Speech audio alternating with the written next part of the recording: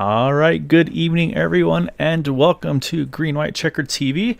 Tonight we are out in the desert at Las Vegas Motor Speedway for the season opener of the DarkHorse Area 51 IndyCar Series. Hope you all had a wonderful little break for those couple weeks and already seeing sneaking in there. Good evening, Joe. And yeah, good. Say El Paso is ready to see what that number. So I got to find him on our list here again. Joseph Grijalva, see what that 47's got in store for us this evening as well. So hope you guys enjoy the show tonight. And of course, got to welcome in my partner in the booth tonight, Boomer Logan. Boomer, glad to have you back, sir. We're bringing these 200+ mile-an-hour monsters here to Las Vegas, 125 laps scheduled distance. Of course, only one fast repair and also no green white checkers over here. So that 125 mark is the number that these guys are going to have to pretty much plan for. And we'll see if we see any pit strategies or anything like that over the course of tonight's race.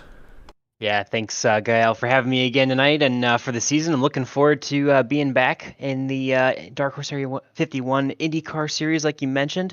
Las Vegas is a fun track. I can't think of a single car that doesn't race very well here. This is one of my favorite ovals in all of racing, so it should be plenty of fun to kick off this third 2022 season here tonight. Yes, and that's the big part too, is like I said, the start of the new season and a lot of new names, a lot of new faces. So it's gonna be fun to see who's kind of who's able to kind of get familiar and get going right off the bat. So we've got a lot of regulars over here as well. Defending champion, I should say, Nick DeGroot here to try to defend that title. But then of course we got a couple front runners that we're used to seeing, like Matt Wagner, of course, in the field as well. And then if one of the new drivers that I have seen with Area 51 before, it's been a little while, AJ Musselman. So he's hopped back over here as well. But then you got some brand new drivers, the 42 of Justin Carey. Obviously Joseph Grijalva, he's been here a little bit as well. Brad Ringer, I think, is raced on and off, but he's here as well. Dylan McIntosh, new to the series. You got CJ Holloman as well. And then I have to go double check here, so I want to make sure I don't botch things to kick it off here, Boomer. But then you have the number 81, and it's going to be Christian Alesio. So again, Christian, I'll do my best to try to keep after that over the course of the season. It'll get more and more familiar over the races, but bear with me. We might butcher it a couple times here and there tonight. But yeah, so right now it looks like 19 cars that made it to the race here tonight. Looks like 16 have put a lap down at the moment, and it looks like a couple more on track. So looks like drivers thinking qualifying might be a crucial one. Maybe track position might be more of a name in the game than we might have expected coming into tonight. Yeah, for sure. Definitely gonna get the early season jitters out, or try and get ready, get some extra laps in here, getting back into the swing of the season for sure. Just trying to get some extra time here. We'll see. Couple minutes, or about a minute here left in that lone qualifying session, as you mentioned, Gael, before we are going to go toe-to-toe with about 19 race cars here tonight. So a decent sized field for the IndyCar series here, and should be a fun one for sure. A couple new faces that you already mentioned, a couple regulars, and obviously you mentioned already Nick DeGroot looking to, I think, go 3 in a row. He's won the first 2 championships here in this IndyCar series at Dark Horse in Area 51 for 2022. So I believe at least trying to three-peat here for Nick DeGroot. Definitely one of our strongest front runners here, but there are plenty of names here that showed all throughout last season that they were plenty capable of trying to win races. So it is going to be an exciting battle for sure. Yeah, exactly right. And it looks like with that qualifying just completing here, as you can also see the sunset in the background. So we'll see if that comes into play as well here, Boomer. Maybe the temperatures might be changing, saying that could affect how these cars run this evening. But with qualifying completed, let's pull up that starting grid, because it is going to be indeed our defending champion Nick DeGroot on pole position. And it looks like by 0.02 of a second over Craig Forsyth. Definitely expect to see those two going toe-to-toe all season long. And I'm going to actually, honestly, I would say, I'm looking at the list right now. I mean, you look at that top 10, other than Justin Carey, a bit of the unknown. I mean, you've got 9 of the top 10. I mean, these are guys that you expect to see up there with Nick DeGroot, Craig Forsyth, and we'll continue down the running order here with Matt Wagner third, AJ Musselman, Yari Brupacher, Jim Herrick, Eric Peterson, Jim Brooks, and Justin Carey, Luis Gonzalez Nunez in 10th, and then Jeff Heisong and Gary Corley in 12th. All right, and starting in 13th will be Dan Morera with Joseph Grijalva to his outside. Brand Ringer in the 15th position, Joseph Morales to his outside. Dylan McIntosh, CJ Holloman, and Christian Alacio rounding out the field for the night. Hopefully, we do have that right, Christian. You'll have to let us know, but it'll be one that I'm sure in time we'll get used to and should be fun. Yeah, so just more reason for him to run up front, though. We have to say his name more often. Exactly. But There you go. and actually, surprisingly, he was actually the one driver that opted not to put a qualifying time down there. So right now, everybody's starting to get gridded up here. Looks like we got 2 drivers left to hop on track. But yeah, we're going to be kicking off season 3 of 2022 here in just a moment. And it's going to be mostly ovals here this evening. So I'll try to pull up the season schedule as well if we get an opportunity to. Say just getting everything squared away, getting everything lined up here. So it looks like obviously kicking off here in Vegas. And then next week, it's going to be a tricky one, Boomer. They're going to be going to the very fast, high-banked mile oval at Dover. That's going to be an interesting one. I'm curious to see how that one's going to pan out. And then, of course, to one of the bread and butter tracks for, in my opinion, with these cars, Pocono, followed by Chicagoland, Worldwide Technology Speedway, Kansas. And then we're going to be jumping over the Atlantic and going to Spa for the road course on September 20th. And then finishing up the season, second half will be at Auto Club, Kentucky, Michigan, New Hampshire, and of course our season finale at none other than Indianapolis Motor Speedway. Yeah, definitely going to be a fun series this season for sure for the 2022-3 season. Dover is going to be an interesting one for sure, but we've got a lot of tracks that we've been to fairly recently that hope to be another fun and exciting battle. Obviously, going back to Gateway Worldwide Technologies Raceway is going to be a lot of fun. Looking forward to Michigan and Auto Club. Those tracks are, in my opinion, a lot of fun to watch with these cars in the 2-mile-an-hour or 2-mile configuration, I should say. Spa, I love it. Love, definitely a very famous track as well as Indy to finish out the season. So going to be plenty of action here all season long as we look to get started tonight with the first race here at Las Vegas. Yeah, say one thing, you can see on the bottom there, CJ Holloman actually had to jump to the pits there. Not sure if an issue with the controller or something going on there, but so he's going to look like have to start from the pits. So he'll drop probably about a half a lap behind the field here, which again could be a blessing in disguise. You never know here as the field's waiting for that green flag to fly to kick off this season. Waiting for that flag, and there he goes, our season underway. As again, you see, these cars a little twitchy there under the throttle there. It looks like everybody hangs on to it, though. But it's going to be Nick DeGroot, Matt Wagner breaking away from the field as we go into turn number 1 for the first time. Yeah, a bit of a slide sideways there for Craig Forsyth just off of the start there, but everyone looks to be out and away fairly quickly here. Looks like we're all settling in so far. A little bit of dual wide, 2-wide action throughout the back of the field, but our top 3, 4, 5 starting to pan out just a little bit here. Definitely fast-paced action at these 1.5-mile tracks in these Indy cars, and it's definitely always exciting to watch. Yeah, exactly right. And I can confirm the 58 is on track. Yeah, and he's about a straightaway ahead of the leaders. So as they came out of 2, he was entering 3. So he's in it. Oh, we got one down on the apron. Oh, into the inside wall. I think that was Gary Corley, actually. And yeah, that car's coming to a stop, and he's already actually down onto the apron there. Let's go back. We'll try to take a quick look at Gary and see what happened here out of turn 2. We'll pick up the speed a little bit, and just something went wrong with that car. Not sure if it was a previous incident or not, but unfortunately Gary having to take a tow. And also got to mention, it looks like the 58 back on pit road as well for CJ Holloman. So really tough starts to the season for the 58 and the 7. Looks like the 7 may have already retired as well. The CJ still on pit road, but right now Nick DeGroot continuing what he does best, and that's controlling this field here. As you've got now Yari Brewpark. I said we got a pack race right now. Looks like Daytona Talladega with these Indy cars, as they are lined up 2 by 2 with everybody just trying to jockey for a position here. Now let's see how fast Nick DeGroot's going.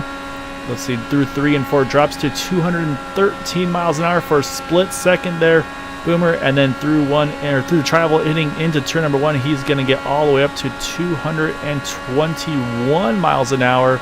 So only an 8-mile-an-hour swing as the leader, but of course, as we know, draft is going to be important here tonight. Wonder if maybe some drivers maybe starting to think fuel mileage right off the bat here tonight.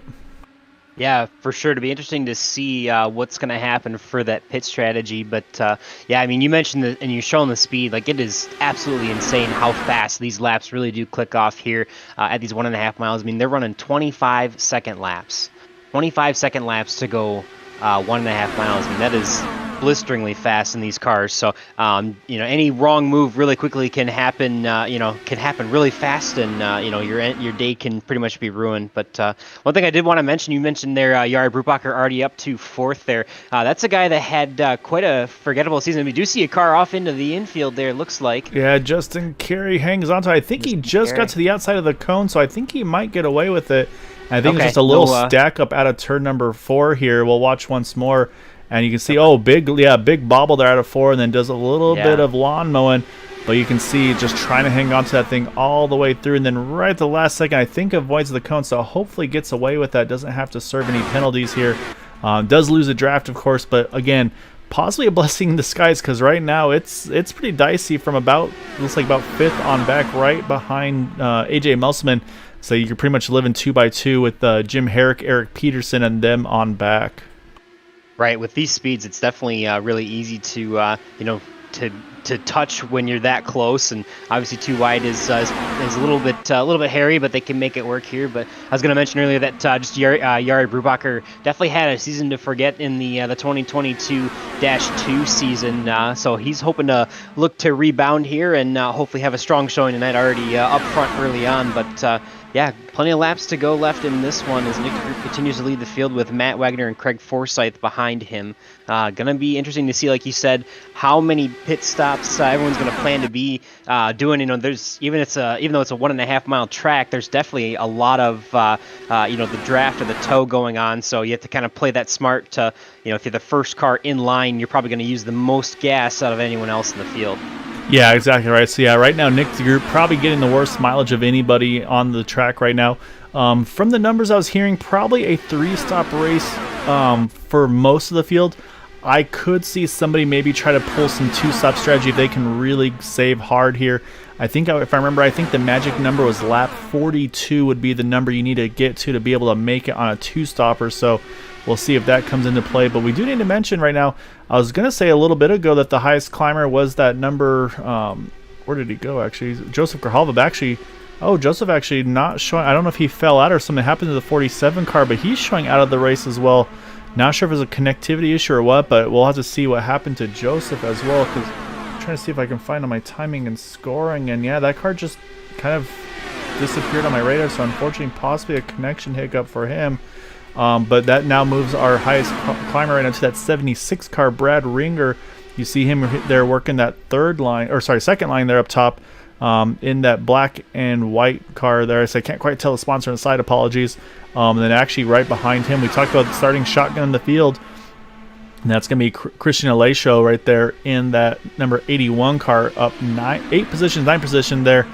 Saying a very colorful paint scheme on that number 81 machine. But yeah, right now, again, just in the thick of the pack. And I treat this like the plate race right now, Boomer. I kind of like the Dylan McIntosh, Dan Moreira strategy here. I'm going to stay a little bit at the back here. And I think just save. Oh, and yeah, update on Joseph. I'm sorry. Yeah, I lost internet, unfortunately, for that number 47. Yeah, for those of you that are familiar with our Sunday night Xfinity Series Super Speedway races and the Thursday night Truck Series Super Speedway Series, Guile and I definitely tend to differ in our strategies as far as plate racing goes. So, I would definitely take the Nick DeGroot and Matt Wagner mentality of try to lead every lap. But we've definitely seen where that can get some people in trouble. And, being up at the front and trying to be there, making the moves, sometimes you get caught up in a little bit of chaos. And sometimes it is better to lean back a little bit and just let the pace run out of the race and, slowly make it to the finish. And sometimes it is just a survival of, attrition, really. Yeah, exactly right. So say while we're in kind of the middle of the run here, I say we'll run through the field a little bit, so that way we can kind of get a better look at the paint schemes and the drivers. As well as pull up obviously our series defending champion Nick DeGroot there. Say that looking pretty similar there with that motorsport sponsorship on the side in that number 89 car, yellow and black. And right behind him, our second place car of Matt Wagner, sporting the green white checkered paint scheme tonight. So always appreciate Matt repping us here. So he felt like this car might be, or the paint scheme I should say, might be some good luck in that one. So say we'll see if that comes to fruition as well. And then right now, side by side for third and fourth. Right now, it's Craig Forsyth that has it. I believe part of the 4D Racewear sponsorship, working with Jim Herrick there in that number 27 car. And then, like you talked about, Jari Brupacher there right outside of him, that kind of the black, yellow, and purple paint scheme. Number 49 machine right now in that top 5 as well. And then you go over to AJ Musselman in the number 54 machine, yellow and white, and trying to make out the sponsorship here. But these cars, one, they're moving too fast, and two, there's not a lot of big body panels like these stock cars to really get a good look at them. But he's right now running just outside the top 5 next to Jim Brooks in the 51. As the admin of the series, you got to rep the league. So number 51, Area 51 sponsored machine. Then rolling back to 15, or the 15 car, I should say, Luis Gonzalez Nunez. I think he's one we're going to be watching this season here, Boomer, because he came on strong last season. He's definitely got some good sponsorship aboard that race 24/7 on the side of that one, ESTV as well. So definitely keep an eye out for him. And then drop to 8, Eric Peterson. It's at ESTV on the side, DarkHorse Racing as well. Again, kind of the partner series. And if you're looking for more open wheel racing, Sunday nights, DarkHorse Racing are running the DW12s. And also here, Area 51, Monday nights, there's Lotus 79s as well. Just kind of not broadcast, just for fun. So keep an eye out for them. They'll drop back to that 4D Racewear, number 40, pun intended there, Jim Herrick. And then running our top 10, that number 76 of Brad Ringer.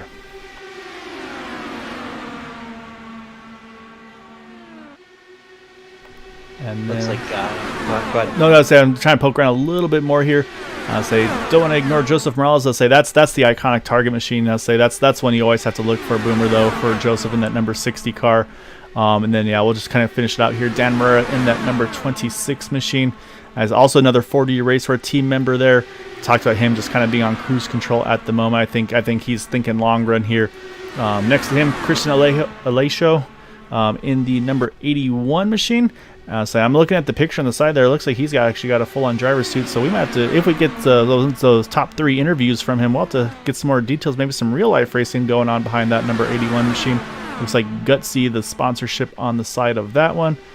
Then we drop back to Jeff Heisong with Black Rifle Coffee Company, number 18. Dylan McIntosh in that McLaren liveried car there in the blue and orange. Very iconic paint scheme, of course. And then, unfortunately, kind of off the draft right now. Still in the lead lap, but way back right now is Justin Carey. And then drops us now back to CJ Holloman in that Carvana paint scheme. About 7 down right now laps. But again, had some technical difficulties, but still sticking out. So always got to applaud the drivers when they can do that. Yeah, for sure. Love the love some of the mix of the custom schemes and some of the real life paint schemes that you see here. As a stock car guy, I refuse to call them liveries, but some great looking cars here tonight in this series, just as we have in all of our series here that we cover on Green White Checker TV. So going to be exciting to see these new paint schemes and get a chance to hear about some of the new ones and why people have the sponsors on the side and all the partnerships they have. But definitely a lot of really cool partnerships for some of these drivers. A fair amount of actual real world sponsors that sponsor these guys, so it's kind of cool to see and kind of cool to hear them shout them out when they do get the opportunity to do so, in those posters interviews. But still looking at the front of the field again now, we got Nick DeGroot still leading, Matt Wagner, Craig Forsyth, Jim Brooks now up to 4th place with Jari Brupacher back in 5th. Definitely starting to pan out a little bit. I mean, still a little crazy as we see some 3-wide action there. Ooh, almost up in the fence there. It almost looks like on the outside there. Not sure if that was, can't make out who exactly that is on the outside there, but definitely some 3-wide action, at least trying to form here. So a little bit of craziness still going on in the back of this pack. Yeah, I think it's definitely a little bit of kind of what the approach is right now. Do you want to push or do you want to just kind of cruise right now? And saying it's that tough position. You can tell Yari, he wants to go. I think Matt, Craig, and Jim are pretty content right now. I think they're in cruise control. Like I said, I think there's some fuel strategy going right now. Also, is being told by the drivers a very, very difficult pit road entry and exit. So the further you can go on fuel, even if you maybe don't cut out a fuel stop, the further you can go, if there's a chance of a yellow during that pit stop cycle and you don't have to pit and get caught out by it, that's just going to gain you track position. So I think there's definitely some strategy going on as well of just trying to stretch that tank out as far as they can. Again, just in case something happens with the pit stop cycles here, because again, these cars very, very difficult to get on off of pit road, especially when it comes to that banking transition. Yeah, that, and it's not a straight pit road. There's quite a bit of curvature to the entrance and the exit once you are actually on pit road. So it's going to be interesting for sure. It's not, most pit roads are completely perfectly straight. And once you get on them, you can kind of look down at your button box maybe and, play with your different pit situations, whether you're taking, tires or fuel or what have you. But definitely have to be paying attention quite a bit more here at Las Vegas. Like you said, that transition gets pretty wicked. Getting onto pit road, and slowing down isn't too terrible. But, when you get off that banking, it kind of wants to unload the car in a different way, and sometimes it causes you to spin out. But definitely need to pay attention here, and we'll probably see a few cars I would be willing to bet have an issue or two as they get onto and off of and through pit road. So definitely not the most treacherous pit road on the series or, for any ovals, but definitely not one of the easiest. Yeah, no, exactly right. And the other thing to mention is going to be pit exit to me, because look how wide that pit exit is, that apron.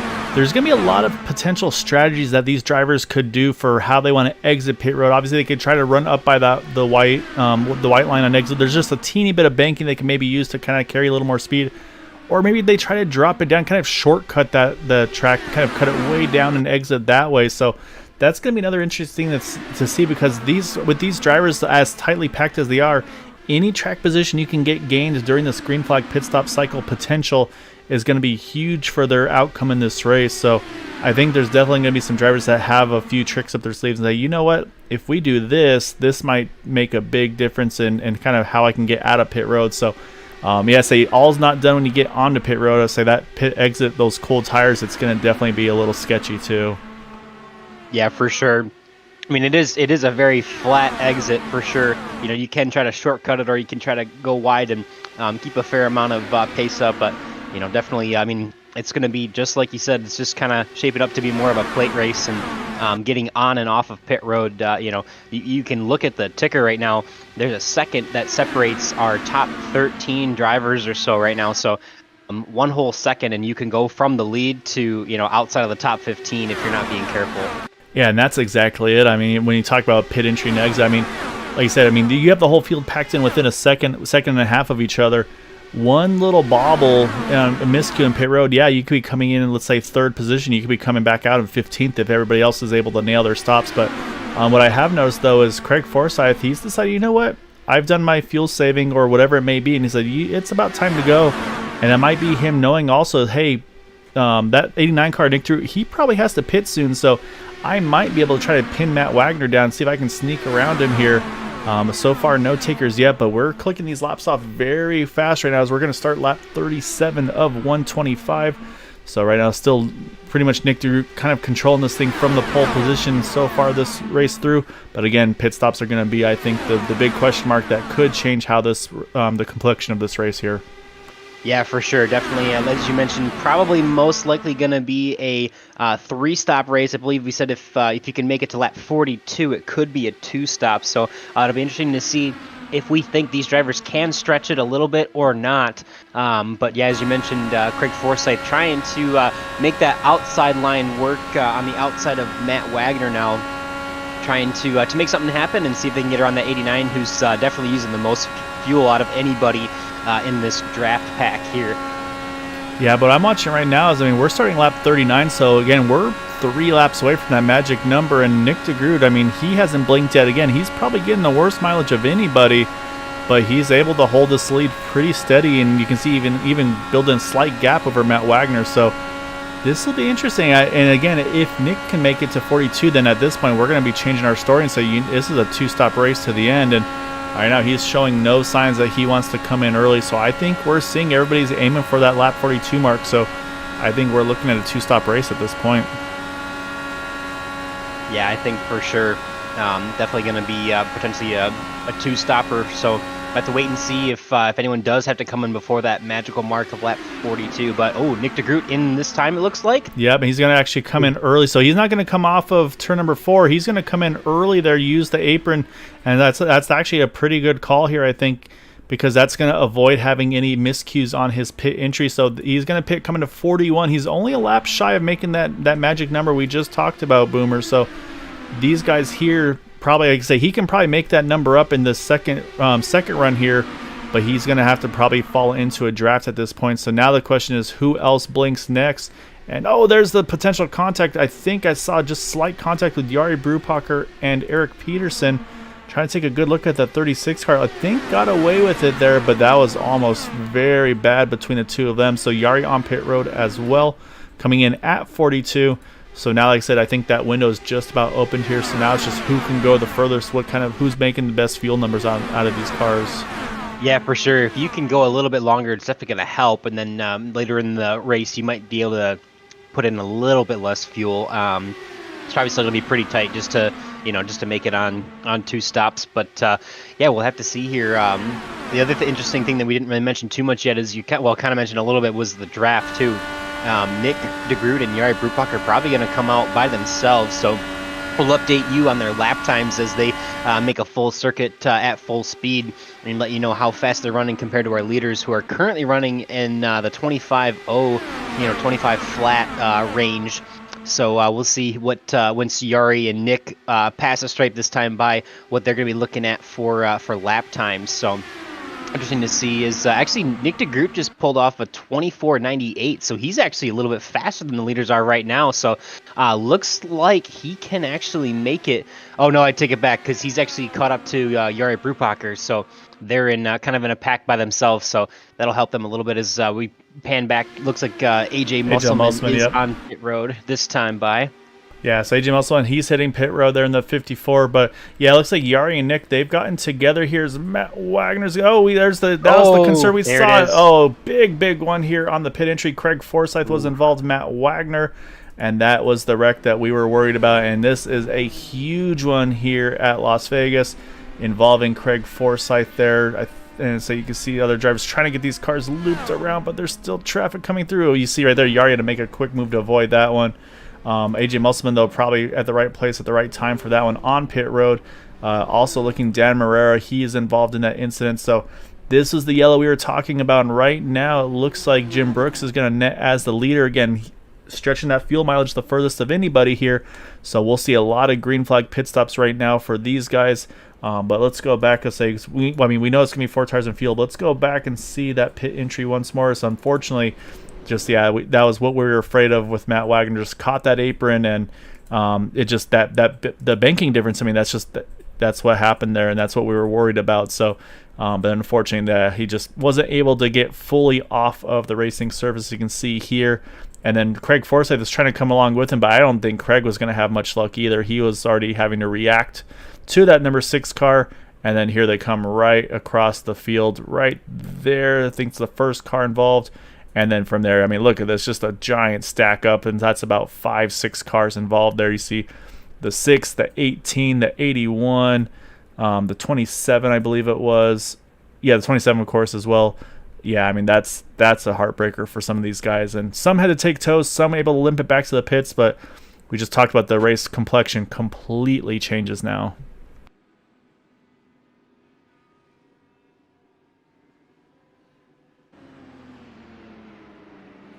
And the other thing this does is it traps a number of drivers right on the tail end of the lead lap, going to have to take the wave around, including AJ Musselman that we had just talked about, Jari Brupacher as well. And actually, looking at the list there, Nick DeGroot.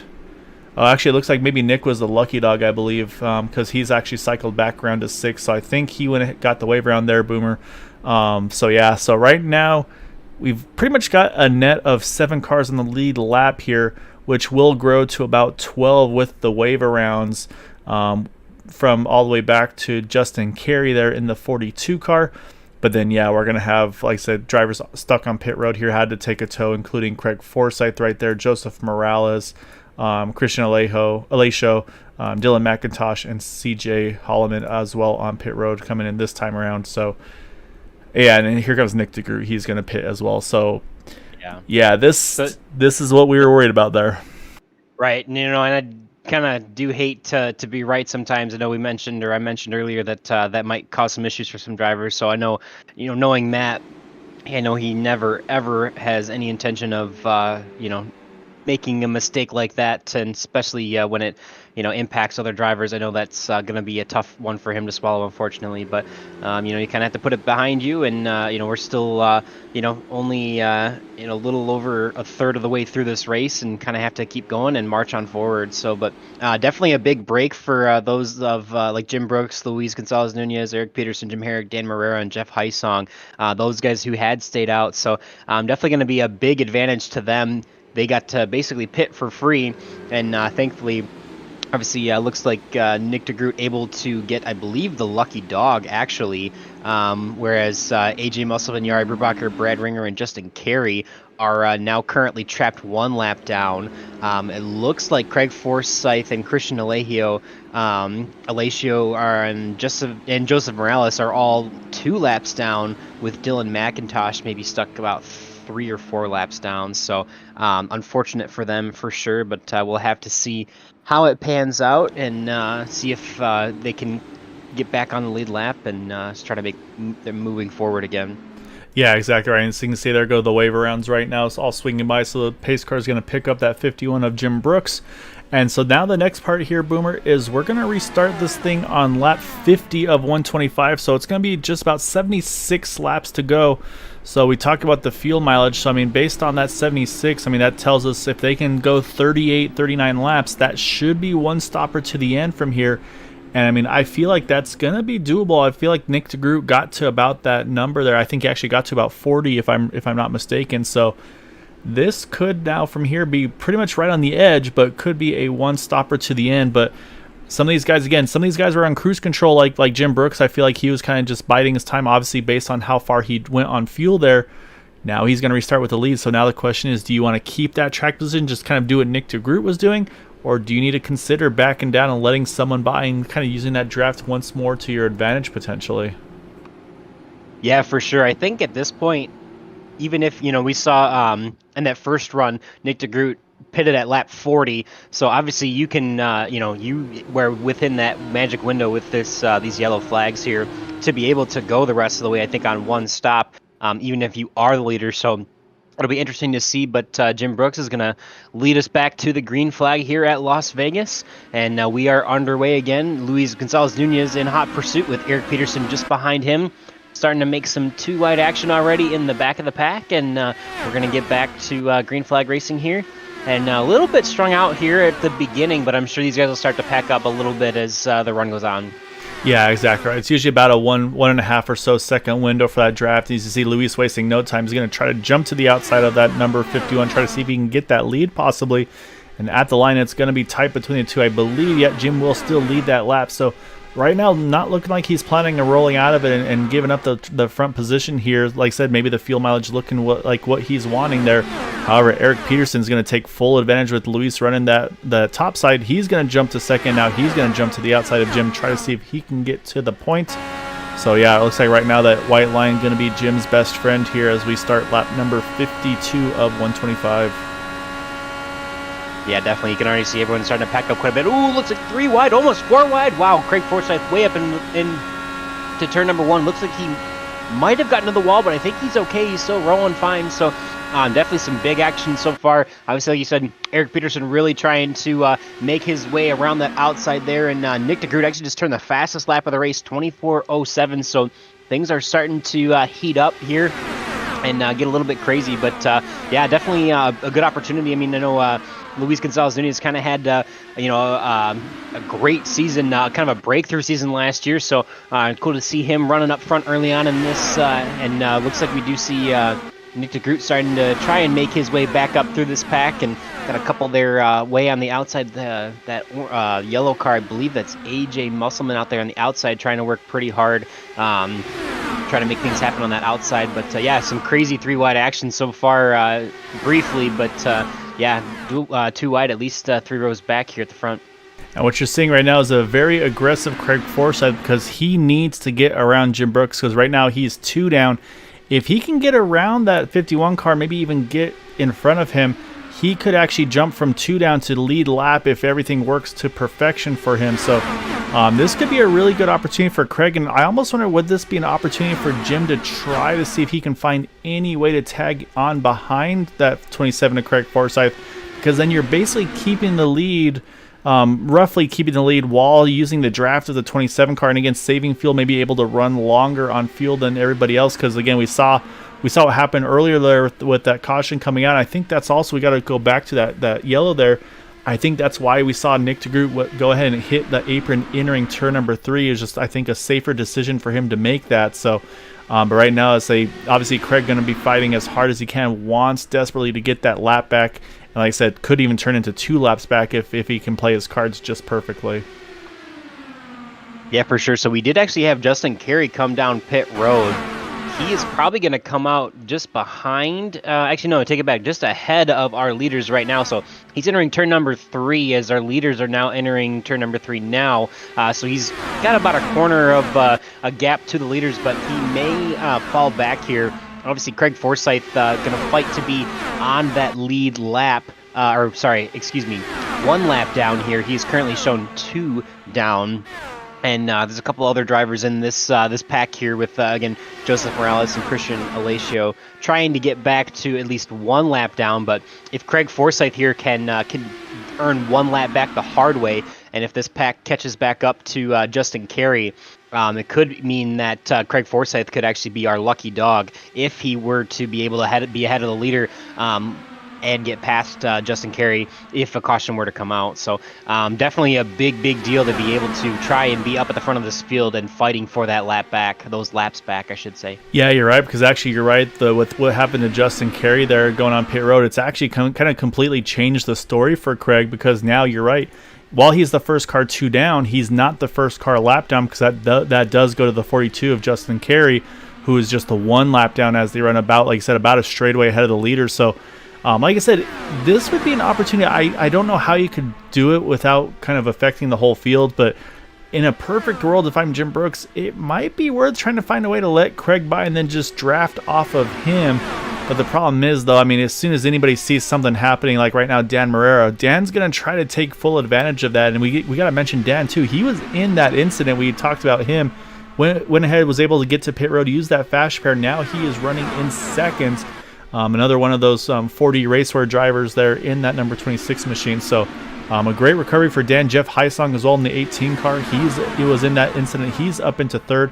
I'll say the driver that we've kind of lost out of this pack, really, that was right there, was Luis Gonzalez Nunez. He's actually jumped up to the top here. He's fallen just inside the top 10, just outside the top 5, though, in 7th. So maybe a strategy choice. I'm not sure if maybe just the top lane didn't work out for him or not, but yeah, right now, though, that 51, though, still leading the way, and just going to have a mirror full of Craig Forsyth probably until his next pit stop, unless something drastically changes.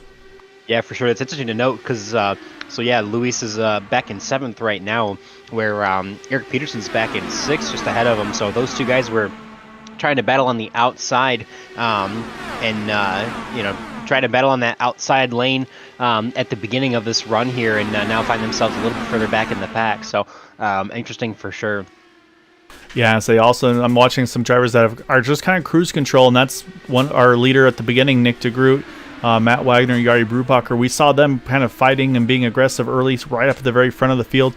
I think this is kind of the same story, different verse, where instead of Nick DeGroot leading the way, now you've got Jim Brooks leading the way. And then where Jim was saving fuel, now it's Nick and Yari and Matt that are doing the fuel saving, knowing, hey, we need to go further on this run to see, just in case that same one of those kind of lightning strikes twice type situations.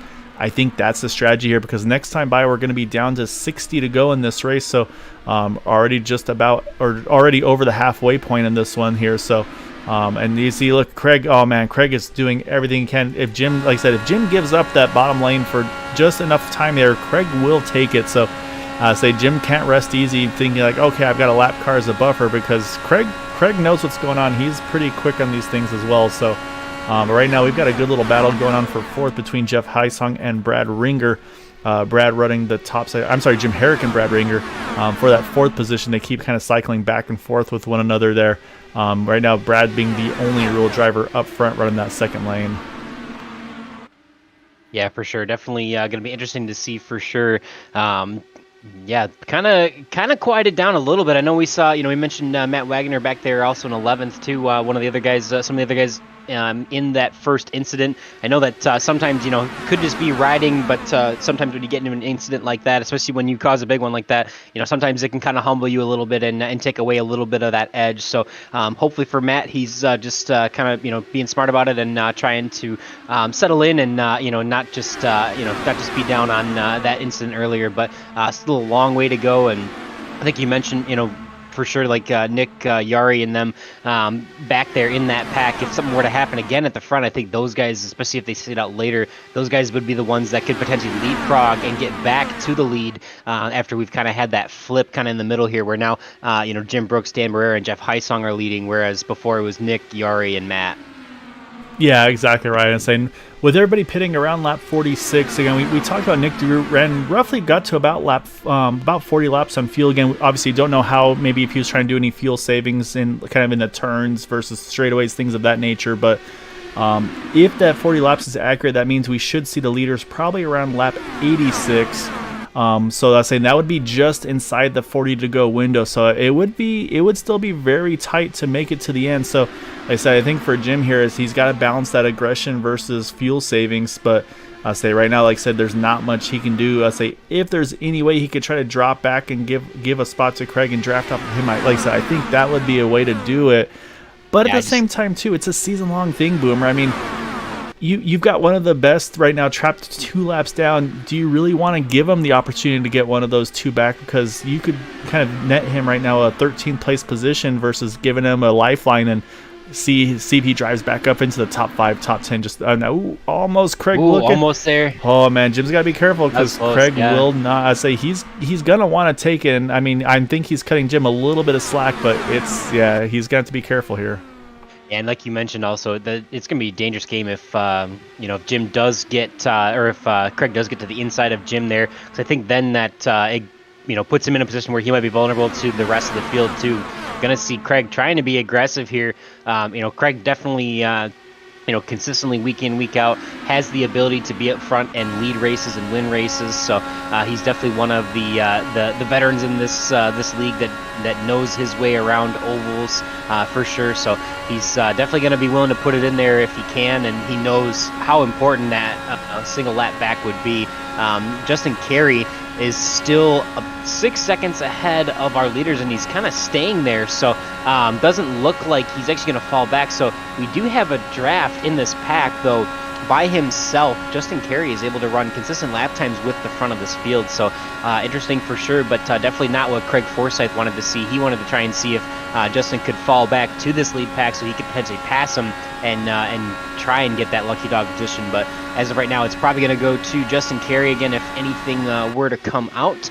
We're about 10 laps away from that window opening to be able to go the rest of the way, I think, for the leaders.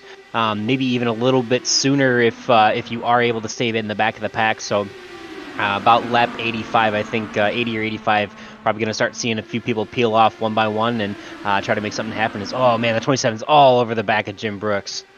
Yeah, I'm even just tensing up watching because it is so close. And but that's the thing is, I feel confident about Craig. I mean, this is what he does. Like he's a very precise and accurate driver, but you still can't help but just get a little bit nervous when you've got someone like that right on your rear wing there. So.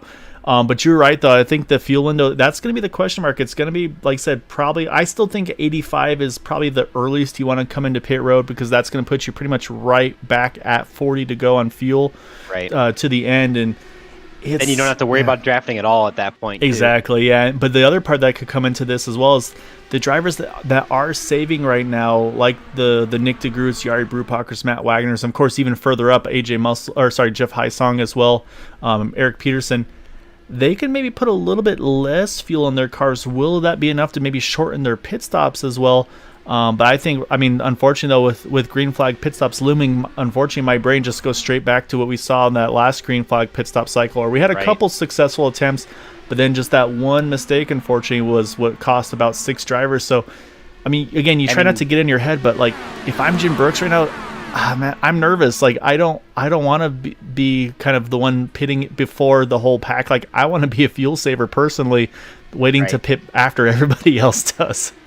Right, and I think, yeah, for sure. I mean, he's out in the lead. You know, that's always a good thing, right? He's probably going to be, I would think, soon at a point where he could potentially be the most laps led leader.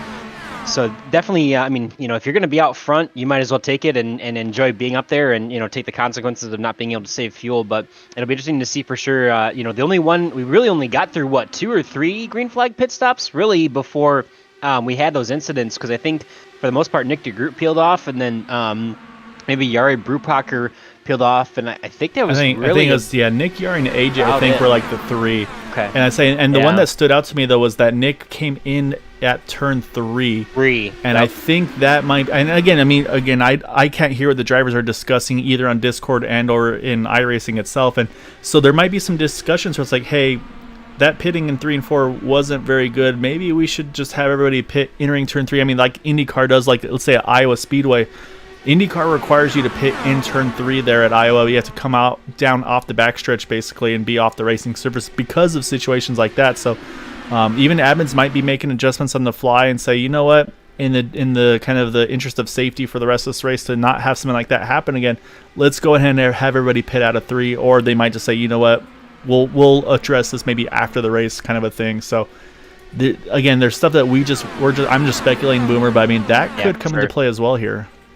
Yeah, definitely. I mean, I know our admins here at Area 51 do a really great job. You know, sometimes there's situations like that where they kind of have to come up with stuff on the fly.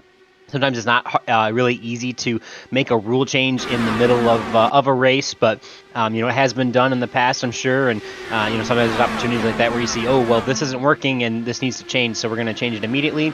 Or at the worst case, maybe the next time we come back to Las Vegas, you know, something to put in the notebook for the next time we run here and dictate that. So, but yeah, we'll see. Gonna get to see some pit stops here soon, I'm sure, because we're hitting lap number 84 now, working on that. Yeah, 42 to go Brooks, here. Yep, Jim Brooks continues to lead the field with Dan Marrera, Jeff Heisong, Jim Herrick, and Eric Peterson rounding out your top 5 as they sit. And the one I'm watching, Boomer, is Dan Marrera. He's sitting comfortably in 2nd position, 3rd in line, but he's given about a full car length off of Craig Forsyth, and even you see similar to the 18 of Jeff Heisong. So I think Dan is definitely running the long game here. I think he's basically just saving as much fuel as he can in that car because he's putting 0 pressure on Craig. As you can see again, Craig putting all the pressure on Jim here. But we are getting to this 40 to go mark, so we'll see if we have any takers again. I feel like the further you can go, the better. There's one car coming in from the looks like Brad Ringer, maybe. And he's always sliding it through the infield, but we'll see if he can loop it around. Wow. There's nobody around him, so I think he might get away with it. He's gonna have to just grab a gear and go. And yeah, I think we'll get away with that. But that just shows you, even on the apron, it's still not a done deal. That's how dangerous this thing is. But so now we're down to 39 to go here at the line, Boomer. So I feel this is about getting to the window. I'm seeing Craig jump up top here. I think this might be Jim hitting pit road.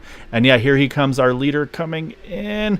And it looks like he's going to make it to pit road. But now this is where he is just sweating bullets right now, because he's got to hope that another about 10 to 15 cars make their pit stop cycles cleanly, and that it just kind of cycles around naturally. Right, and obviously Jim really wasn't, his hands were tied because he was out in the front leading that pack. But if I was anybody here in this field, I'd be pushing it as far as I can, knowing that somebody else could definitely be making a mistake on their entry to pit road. So obviously, if we do have another incident, that's really going to put Jim Brooks in a little bit of a hole, as well as Brad Ringer. So they're going to be one lap down as they come back out onto the track. And definitely got another here one comes AJ here hitting pit road. Yep.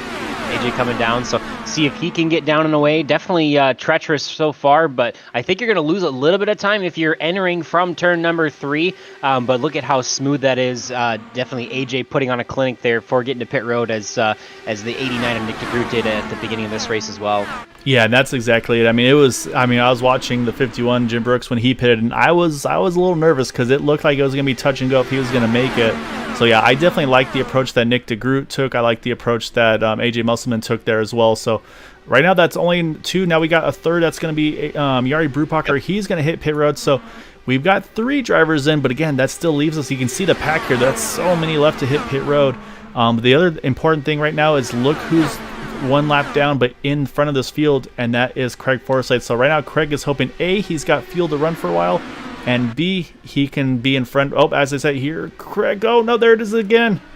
Craig is around. Caution is out. Unfortunately, Craig had the same issue as we saw earlier, and it looks like it's going to collect, I believe, it may have just been Craig, but it was across the front of the field. And that was the concern we had. Actually, we got one running up against the wall, and that's the 76 of Brad Ringer, who we just saw serve his pit stop. So let's go back. We'll take a look. But unfortunately for Craig Forsyth, that pit stop that was the worry we had, and unfortunately it kind of struck twice. Yeah, so I think it's going to cycle us back a little bit. Thankfully, does look like, okay, yeah, wow. Matt Wagner checked up a little bit, got run into the back, I think, from Brad Ringer there. So I think that's where the contact came from. And yeah, just there the last second, nowhere to go. And unfortunate for sure. Thankfully, it's a little bit of a lighter wreck than we had the first time. But I mean, there's definitely guys that are involved in both wrecks now. So the 27 and the 6, I think, are going to be done for the night. Yeah. So and that was the concern. That was what I just mentioned, Boomer. Though my worry about for Jim Brooks, for instance, there. Was just the fact that he could get trapped, and that's exactly what's going to happen here. He gets trapped a lap down, so he'll have to take the wave around, but unfortunately he's going to come out, I believe, at the minimum outside the top 5. We'll have to see where he officially cycles through, as it's going to actually be AJ Musselman who's going to win the race off of pit road, which, again, I think he was actually on pit road at the time of the yellow, and that's what was able to cycle him up in front of some of those other guys. So tough break though. That's gonna put Jari. He's gonna be trapped behind the pace car. As you can see, all the 81 cars. So that car has definitely had a better life for Christian Malaysia. But yeah, so you're gonna see Jari and Jim. They're gonna have to take the wave around, as is Justin Carey. But the net winner out of the pit stop cycle, it's gonna be Jim Herrick or Jeff Heisong. Waiting to see who it officially is. But again, kind of. Now it's kind of same story, third verse, if you will, here though, Boomer, because now it's again changing once again. It looks Jeff Heisong winning the race off pit road. Right. So the thankful thing is obviously right in the front of the field right now you have Jari Brupacher, Jim Brooks, and Justin Carey, and I think at least one more. So those guys are going to at least get their lap back. We do also see who's it, Christian Alacio. He's actually going to pit. Oh, he's got a ton of damage. He's going to have to pit. That car's unfortunately had a better time. But Jari, Jim, and Justin here are ahead of our leader, Jeff Heisong. So they have made their final pit stops already, which is actually, no, I take it back. Justin Carey has not. So Jari Brupacher and Jim Brooks should be able to cycle back around to the back of the pack. So they'll probably be somewhere around 8th, 9th, I think. But they will be on the lead lap. So definitely cycles them towards the back of the pack, kind of like we had in that first caution. Like you mentioned, same story. It'd be technically the third verse, whatever, the third stint of the race. So. But we'll have to wait and see here and see what they can do. They'll definitely be kind of behind, but they won't at least be a lap down once this pace car lets them wave around. Yeah, so I'd say the one that kind of I think honestly benefited the most out of this is going to really be, in my opinion, Nick DeGroot, because now he jumps all the way back up into third again. He was one of those wave around drivers before, so he's made a really big gain back after all of that. But yeah, I mean, I'm looking at first and second, Jeff Heisong, Dan Morera. They started in 11th and in 13th places respectively. So right now we got plus 10, plus 11 for the two of them. And again, just they played the strategy, and they played the strategy to perfection right here. Like I said, it looks great for Jim on the first go around, but then let's say either be a blessing or a curse there. Let's say he got the clean air and he didn't have the fuel mileage, and unfortunately we saw the same issue. And it looked just identical to what happened to Matt on that first pit stop. And just, Yeah. again, it just shows how difficult this pit entry was, because these are two of the best IndyCar drivers we have at Area 51 having the exact same difficulty.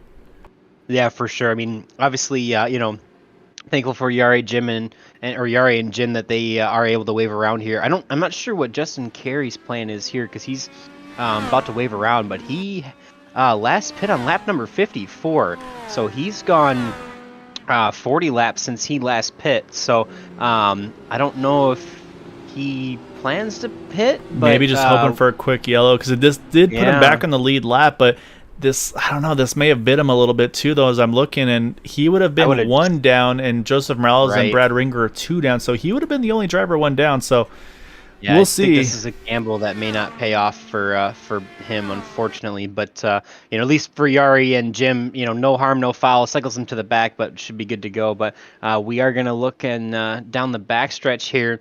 Picking up Jeff Heisong again. Our leader. No, we got trouble in the back. They're trying too quick to catch up to the field, and we got a couple of cars involved here. AJ Musselman was involved there. You can see him down on the apron. I think, Yari Brupacher as well. He actually had to take a tow there. So this is one of those ones I don't want to go back and look at, but unfortunately I'm going to have to, because those drivers that were lapped down were trying to hustle back up and catch the back of the field.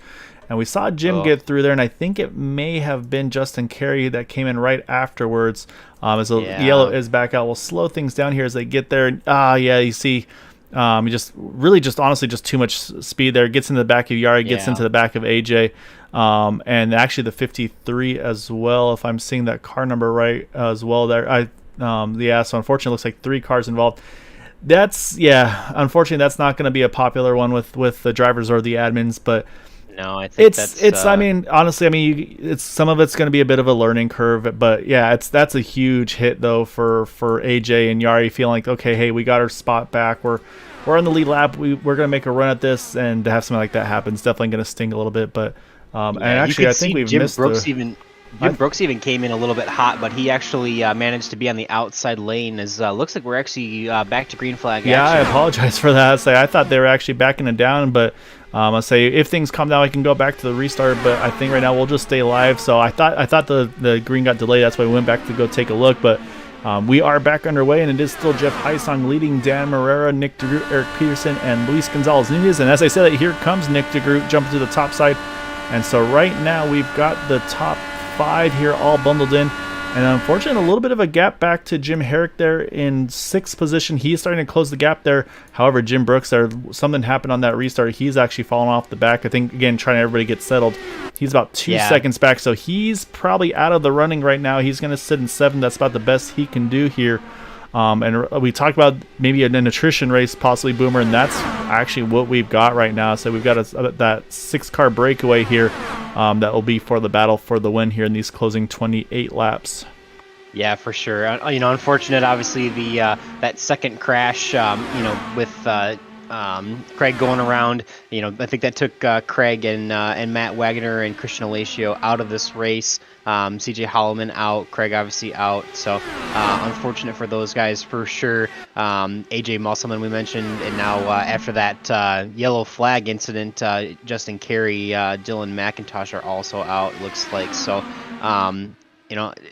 it's unfortunate. I mean, obviously, you wouldn't expect a 1.5 mile track to be, an attrition race, but sometimes when it, when you're going so fast and it seems like it's more of a, more of a super speedway style, like a race, it's gonna, cause some issues. But thankfully, Jeff Heisong here at the front of the field is able to capitalize, and he's kind of really in the catbird seat here. All these guys have pitted for the last time, and Jeff really just needs to paint that inside line as long as he can, and see what he can do to bring this one home.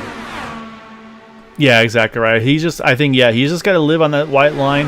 Just has to be careful not to touch the apron. That's the biggest thing. Is it's really tempting just to try to squeeze as low as you can, and then you catch the apron and say bad things happen. So he's just got to be smart about it. He's gonna have to make sure he doesn't give up the bottom though. There kind of broke the draft just that tiny bit here. As Luis Gonzalez Nunez, he's going to try to capitalize that big finish to last season to bring it after it this season as well. And he talked about it too. He said he was looking forward to making a big charge this season in that car. So We'll see if Luis is able to kind of get going again as well. But right now, like I said, I mean, we've got 6 drivers here under a blanket for the win right now, and we're starting to see these guys start to make some big moves. And I'm looking at lap times as well. Pretty much everybody's running relatively similar paces right now. I'll say Jim, like I said, he's just a little bit off the draft, 2.8 seconds off the lead, about 2.3 off of Jim Herrick. But lap time wise, he's running just within hundredths of what the leaders are running. So it's just, he'll need a little bobble or a mistake from those guys to catch back up to him. But right now, as dicey as these guys are being, it may not be a bad thing to be that 2.5 seconds back from this pack. No, I don't think so for sure. Obviously, Jeff Heisong and Dan Morera kind of comfortably there in 1 and 2, but you got Eric Peterson, Luis Gonzalez Nunez side by side, and then Jim Herrick and Nick DeGroot back there. DeGroot now falling back to 6th place. He's trying to make that outside lane work, and not quite working there for Nick. Unfortunately, he's lost a lot of spots trying to make it work, trying to do something different, but unfortunately starting to fall back a little bit. It does look like we do have one lap car back here in this pack, and I believe that is Joseph Morales in the target machine. So that red and white car at the tail end, this is actually a lap down car for Joseph Morales. He's 2 laps down, I believe, right now. Yep, yeah. So he would be the lucky dog if any more craziness were to happen. Yeah, and that's the thing is, and that's why I kind of like where he is too, where he's still in this main pack, but at the same time he's at the back of the pack. So again, he's got room to react if he needs to. The only concern, of course, is things happen here very, very quickly. I mean, we showed the pace of these cars; they're up 220 plus. So, but right now, like I said, I mean, I think it doesn't seem like there's maybe quite enough momentum to jump from that inside line to the outside and get around.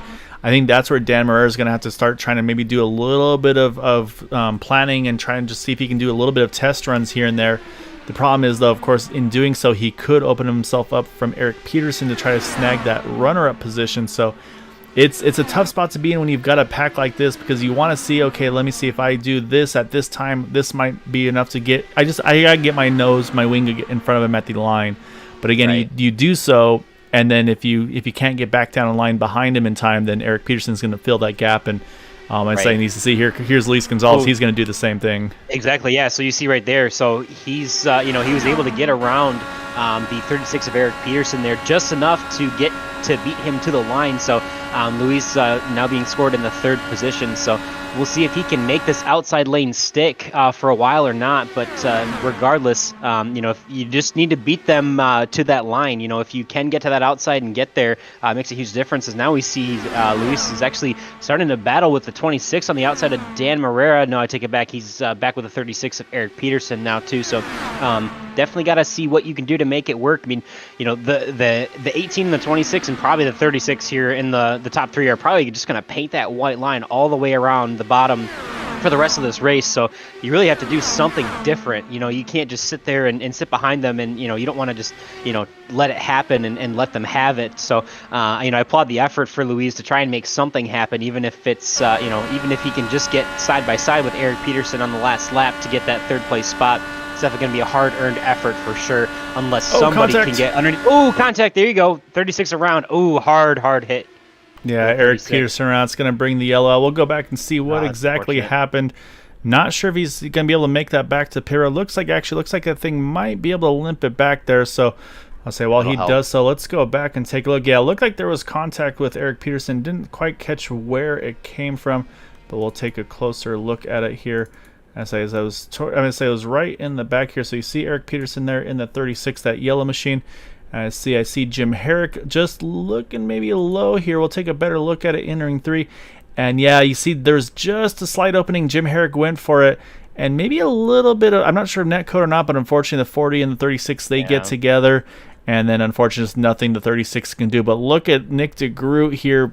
Man, that's not a lot of wiggle room he had. And then he has to make sure he doesn't get into the wall as well. So a very close call for Nick as well. And then you see here goes Jim Brooks. He's going to sneak on by there as well. So that's going to put us back under yellow here, Boomer, and we're going to have pretty much a shootout here towards the end of this one, as most of the field staying out. Nick DeGroot's opting to go ahead. It looks like maybe did make some contact, or maybe just going for some tires here, try to make some sort of an advantage in that 89 car. And then Eric Peterson is also on pit road, so hopefully a fast repair still available for him, and that should get him back onto in contention for this one. And then, of course, also mentioned the 60 of Joseph Morales gets that 2 down to now 1 down in that 60 target car. Yeah. Yeah, it's just an unfortunate situation. I mean, you can't really necessarily blame Jim Herrick for going for it. I mean, you see a spot, you have it. Obviously, the 36, was kind of planning on coming down to the bottom and making his way back to that inside line. But I think, unfortunately for Eric, he left the door open for too long and tried to close it. And, it is a little bit of a racing deal, unfortunately. You can put the blame on Jim for putting it in there and the 36 for leaving it open. But, tough break for sure. Thankfully, he does have a faster pair, it looks like here, and he'll be back up and away. Looks like he's going to be scored in the 7th position, so really, no harm, no foul, but I believe he is going to be 1 lap down now. So Eric Peterson and Joseph Morales will have a battle for that 1 lap down situation there in 7th and 8th, but we got the top 6 of Jeff Heisong, Dan Herrera, Jim Herrick, Luis Gonzalez-Nunez, Jim Brooks, and Nick DeGroot going to be battling it out for that win. And it's going to definitely, I think, it's going to be a good thing for Jim, just because Jim Brooks, because he was able to catch up there with that caution and maybe make something happen, try to improve on what was going to be probably a 7th place finish if it did run to the end. Yeah, exactly right. So yeah, now he's at least got another lifeline basically in this one. And do need to mention, Eric Peterson actually did stay on the lead lap, so he was able to limp it around and stay on the lead lap. So he's actually still in contention as well. So we do have 7 on the lead lap. We mentioned Joseph Morales just the 1 down in 8th. And then, like we talked about, we've got 10 out of the 19 left in this race right now, with the 04 being 4 laps down of Dylan McIntosh, CJ Holloman 9 laps down. Again, for CJ, I think he had some technical or hardware issues because he had to make a bunch of unscheduled pit stops early on. So definitely doesn't show for what I think we'll probably be seeing out of that 58 later on in the season. So hopefully kind of get those little gremlins taken care of here. But what I think we're going to see here, though, Boomer, is we're going to restart this thing, not this time but next time, I believe, with 11 to go. And again, no green white checkers here. So when you get to I'd say about 4 to go, somewhere in that 3 to 4 to go range, at that point, this race will wind up finishing under yellow if a caution comes out. So there's no kind of biding your time, waiting for that big last lap move to happen. But I think right now for Jeff Heisong, I think his biggest risk here is going to be on this restart, because that's when that second car is able to get a big head of steam on. It's usually down the backstretch, so I think this will be Dan Murray's best opportunity right now. Yeah, for sure. I mean, we've mentioned you pretty much have to sit there and, if you are able to run the bottom of the track without giving up enough space for that second place car to get a run and get onto your inside, you pretty much are going to be unbeatable. Obviously, it makes doesn't make for an exciting finish for the leader, but Jeff really is in a position here to kind of control this race through the end of it. Dan Morera obviously can try to do what he can. I guess if I were Dan, I would probably just try and paint that white line with him and see what I can do to get him to slip up and maybe get underneath him as the tires wear out just a little bit. But for everyone, third on back, Jim Herrick, Luis Gonzalez-Nunez, Jim Brooks, Nick DeGroot, and Eric Peterson on the lead lap. I guarantee these guys are going to be trying to do something on the outside just to make a pass and make something happen. But we'll have to see. Jeff is definitely kind of in the catbird seat, and it's probably his race to lose at this point.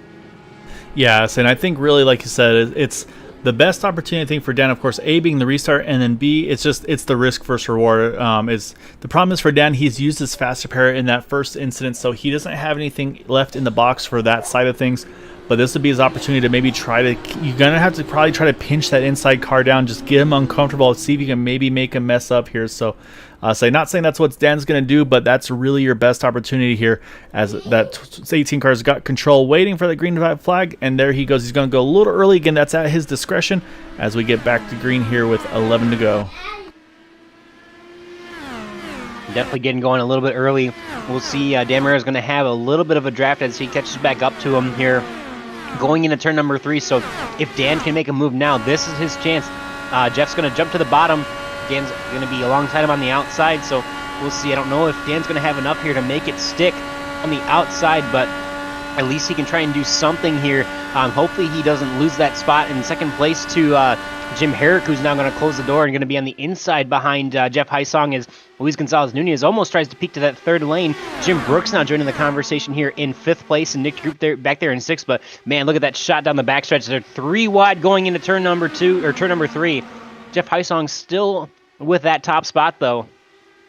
Yeah, I'm saying, yeah, Nick, you're trying to do something with the tires, but I think, like I said, I think just the pace of this car and this track is just, there's not a lot that's going to be gained, unfortunately. You see, actually, he's going to drop back to Eric Peterson there for the 6th and 7th position. But yeah, it looks like right now Jeff Hysong's been able to withstand that first attack. We saw that the 26, he tried to get to the outside of him, and he got there, but just didn't have enough momentum to complete the pass. So like I said, that's going to give an opportunity now to Jim Herrick now, because he should have an opportunity here. I think he can actually get the draft and clear that 26 car.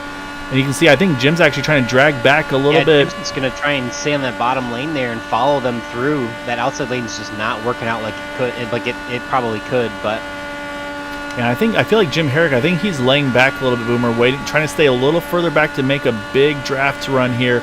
And so maybe then try to make that late charge. So I think we're seeing a little bit of strategy here. 3 wide entering to 1. Yep. Yeah, Nick DeGroot working the 3rd lane. The outside. He's working like the 4th lane there, man. He's way outside there. Yeah, rim riding it if we've ever seen it. But I say that it does keep momentum, but the problem is, again, these cars are just so fast that the extra distance. Touched the wall into turn 3 there. Some sparks off the wall. Yeah, so say right now we're getting down to it. Because there's really not much more that Nick can really do here back here, so he's just going to have to try and make something happen. Obviously, like you said, Dan did not quite get there on that initial restart, so Jim Herrick able to get that inside run. Hopefully for Dan, he can at least beat him back to the line to second place. Wow, it seems like, man, it looks like Nick DeGroot gets a good run, but just down the straightaways doesn't make a lot of progress, and he's going to sit back in 6th again, unfortunately. So, 7th back again. But Jeff Hysong continuing to control this race here. Like we mentioned, it's probably going to be his race to lose for the rest of the way here, as Jim Brooks is actually going to get to the inside of Jim Herrick. So Jim Brooks might actually be promoted to second place here if this inside line continues to prevail. So what a great move for Jim to get up to that second place position. Now, they contact. More Jim contact and Jim. as well. Yeah, Jim Brooks, Jim Herrick contact after the fact with Louise and Nick DeGroot. It's going to bring us back to yellow, and that was 4 to go, so this might be the end there. But yeah, so we'll wait and see. We'll go back and take a look, but you're right, there are a lot of cars involved there. Eric Peterson also, unfortunately, Jim Herrick got a big piece. It looks like he had to take a tow. And then you're right, yeah, Luis Gonzalez involved in that one as well. Then, yeah, there's Nick DeGroot, his front wing missing there as well. The Nick DeGroot and Luis Gonzalez-Nunez contact actually happened well after the fact, which is unfortunate. But yeah, you'll see off of 4 here, Jim Herrick and Jim Brooks just kind of going for met the in the same middle. lane Yeah, almost. Yeah. Can't really blame him too much on that. Then obviously Jim coming down in the 36, really not much to do, just kind of bouncing off the wall. And then you'll see here, I don't know if the 26 tries to check up and the 12 tries to check up, but the 12 just gets loose as trying to watch out for the checkup, and that's why he makes contact with the 89. That makes more sense now. But yeah, so Dan Herrera might have checked up, and Luis Gonzalez-Nunez got a little bit squirrely as he was trying to avoid that. But Nick able to continue running. So we are going to be finishing this one under caution, unfortunately. Looks like Luis Gonzalez-Nunez took the tow back to the pits. So did Jim Herrick, and so did Eric Peterson did not. So yeah, I think Jim had to take it to. Looks like Luis actually made it in and out of pit road here without losing the lap. And then good. Eric Peterson, he's still limping around. Jim Brooks, he's going to roll onto pit roads. I think that car's got some significant damage just to even try to make it around the track under green. Or under yellow, I should say. But however, Joseph Morales is unfortunately it's going to be for naught, because yeah, we're 2 to go in this race here, and we haven't got the 1 to go. So yeah, this one's going to finish under yellow. So out of all that chaos there, it's going to wind up. We talked about it being Jeff Hysong's race to lose, and it looks like it's going to wind up him getting the win here tonight. Dan Moreira is going to get back up into second. And Nick DeGroot is going to get through that carnage there, all by what's missing the right front end piece of his wing there, but looks like he's going to bring home that final podium spot. And then even with that contact, Eric Peterson going to bring it home 4th, and it looks like Luis going to make it back in that 5th spot.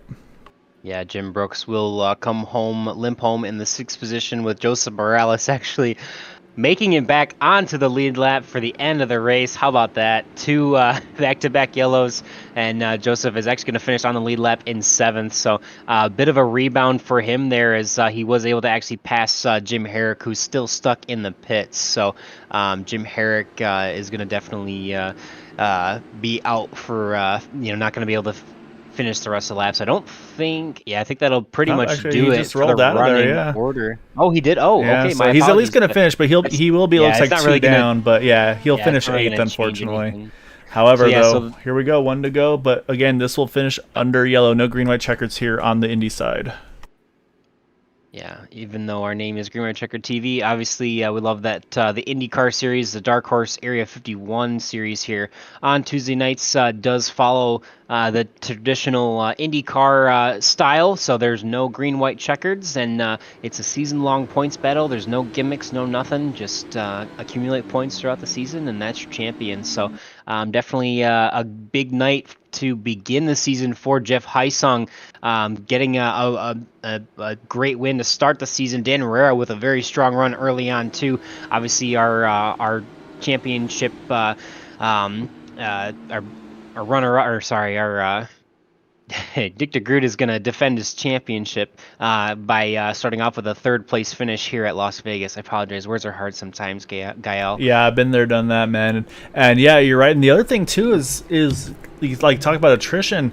Prior to that last yellow there, I don't know if there were any drivers incident free at this point. I have a feeling we're probably nobody was able to stay incident free throughout the race, so probably no incident or no bonus points, I should say, for a 0 incident race. I believe at some point everybody's got caught up in something. I think Jim Brooks was probably the last one that had a chance at it.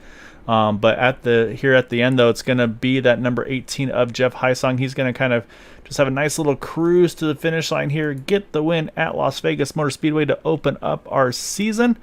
And there it is. Jeff Heisung gets the win over Dan Marrera and Nick DeGroot. And yeah, it's definitely going to be some relieved, happy drivers, and there's probably be a couple that are going to be wondering what could have been, unfortunately, for some. But say definitely nothing to take away from Jeff Heisung here with that big win tonight. Oh, he earned it for sure, and definitely had that opportunity to cycle to the lead at the end of that last pit cycle, and made it work. Obviously, Dan Marrera kind of fell off after trying to make that move on the outside work in that first run at the after the restart, and thankfully kind of getting back up to 2nd place. So you mentioned it earlier, but yeah, Jeff Heisung up 10 spots and Dan Marrera up 11, finishing there. So kind of the 1-2 running order as of the final restart. Obviously, a little bit of chaos in between for Dan Marrera, but definitely a hard fought battle through that attrition there, and they will be pretty much your hardest chargers for tonight. So going to be interesting for sure. We'll get a chance here now to pull up a couple of these drivers here as we watch Jeff Heisung celebrate that victory, first race of the season, and yeah, get a chance to talk to some of these drivers here on our podium places in a second. Yeah, waiting for a few guys to get settled in there, say, because we might run out of order. We'll see. As I'm kind of keeping out for Nick DeGroot. Haven't seen him roll in yet. So I think actually we'll jump a little bit off sequence here. We'll grab Dan Marrera to kick things off here, Boomer. All right. So we're going to grab our runner-up finisher tonight in that number 26 of Dan Marrera. So we'll pull him on button because we're not under yellow. I want to pull up that good-looking car picture of that 4D racer on the side as Dan Marrera brings it home in 2nd position, highest climber tonight as well, plus 11. And Dan, I feel like this is probably a pretty stressful one for you guys tonight because there was a lot going on this evening, and you're able to get in a great position there, and then just say things got a little hectic. You dropped a few spots back, but honestly kind of looked like it may have been a blessing in disguise because you're able to sneak through that last stretch there. But I mean, take us through the race and kind of the emotions, because obviously getting caught up in that first pit stop incident, but then having the strategy there at the end, kind of saving the fuel and able to kind of when the same thing happened twice, able to kind of benefit from that. Well, this is one of those second places that taste like a win. I'm not supposed to be racing in front with this bunch.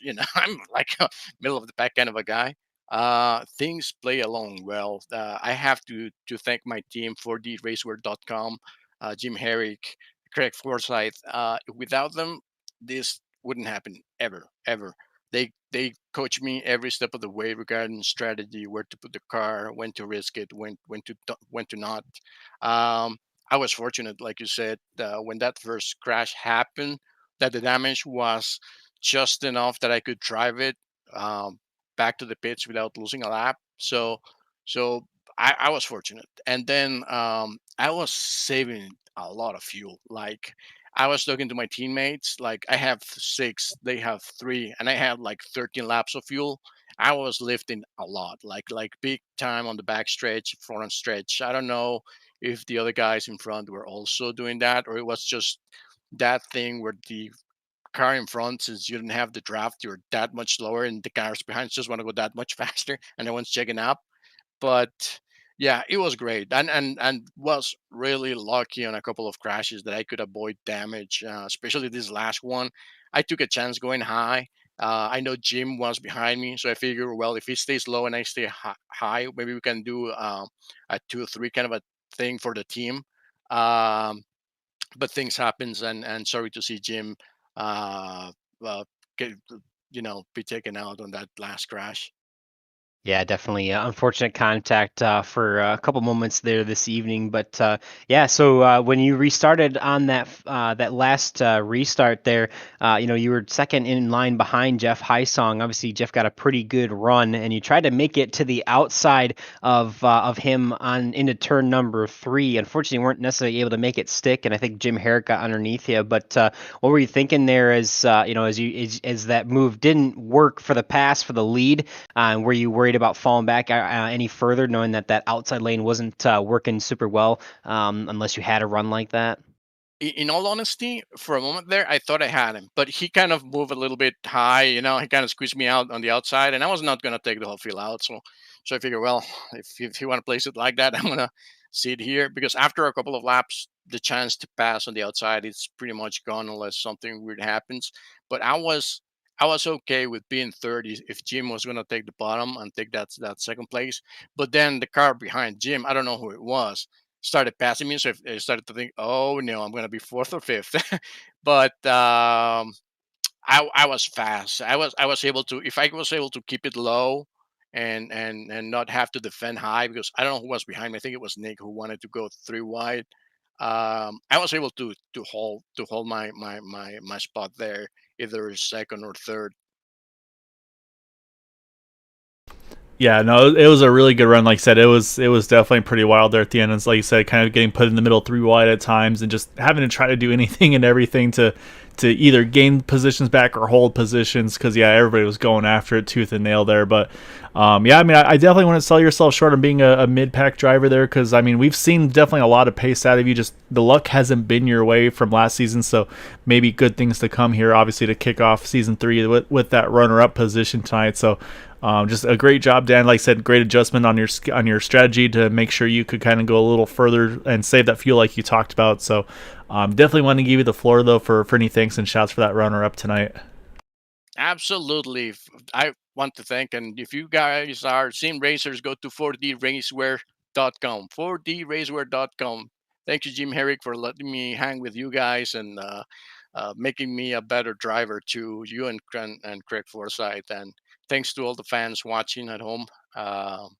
Great race. Hope to see you on the next one, and hope this is the first podium out of many. Yeah, definitely hope to see you a bunch more here, Dan. Like I say, I just keep leaning on those guys, because you're right. You say you've got a good little group over there with Jim and then with Craig. I say it's definitely a good team to be partnered with, and like I said, a great sponsor as well. Definitely appreciate them supporting you guys, and of course also supporting the league. It definitely goes a long way. So even doing some glove donations as well, giveaways. So pretty cool what Jim's been doing. So great job tonight. Enjoy this one, but look forward to see what you got for these guys next week, sir. I'm going to go watch the broadcast. All right, go enjoy it, man. Awesome. Thanks. Thanks, man.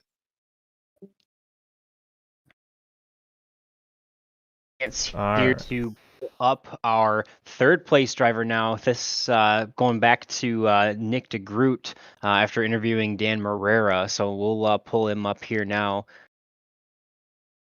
Yeah, we're gonna grab our third place finish, like Boomer was mentioning. I'll say it was definitely a challenging one for Nick as well here, Boomer. I say because I mean, obviously everything looked great. pit stop happens from the lead, and then the just unfortunately the caution comes out, traps you a lap down, have to take the wave around. And it was pretty obvious that you kind of changed your strategy after that one. After what happened, you're like, yeah, let's try something different here.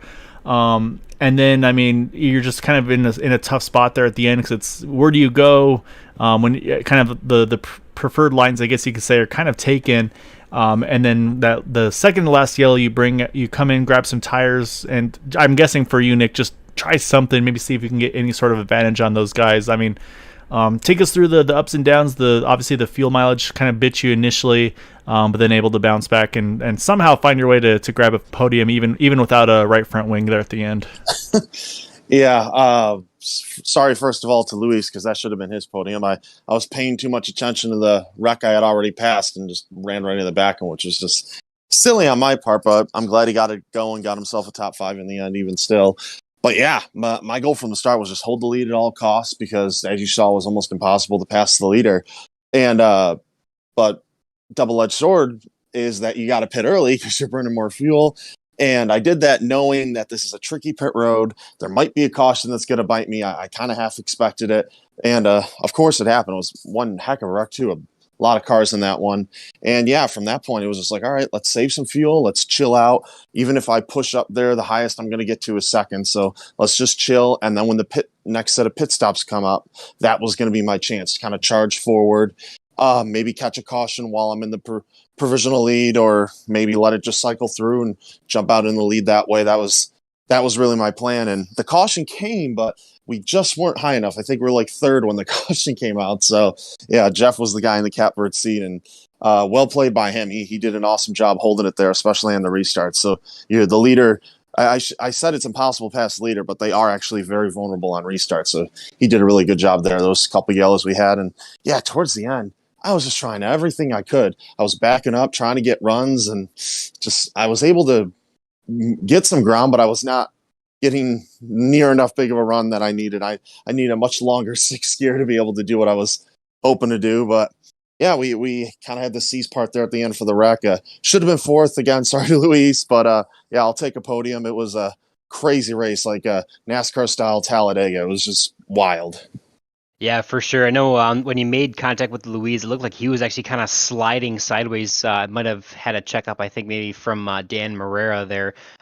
So, it was obviously kind of hard to control the car at that point. So, maybe not too much to blame for that contact there, but unfortunate, obviously, at the end. But yeah, I mean, definitely an up and down night, as you mentioned.